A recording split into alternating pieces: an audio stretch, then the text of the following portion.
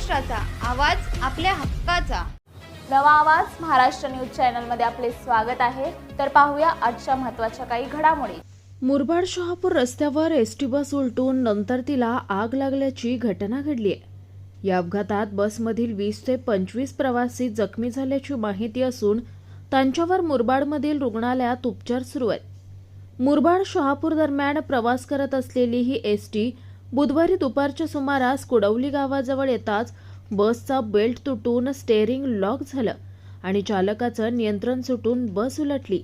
हा अपघात घडला तेव्हा बसमध्ये शालेय विद्यार्थ्यांसह एकूण 60 प्रवासी होते. अपघात झाल्यानंतर सर्व प्रवाशांना बाहेर काढत जखमींना रुग्णालयात हलवण्यात आलं. या अपघातात बसची डिझेलची टाकी फुटून डिझेल हे इंजिनवर सांडत होतं. त्यामुळे अपघात झाल्यावर अर्ध्या तासाने बसने पेट घेतला. याबाबतची माहिती मिळताच अग्निशमन दल, पोलीस यांनी घटनास्थळी धाव घेत आग विझवली. ही आग प्रवासी बाहेर आल्यानंतर लागल्यानं मोठा अनर्थ टळलाय. बातम्या पाहण्यासाठी चॅनलला सबस्क्राईब करा, बेल आयकॉनवर क्लिक करा आणि रहा सतत अपडेट.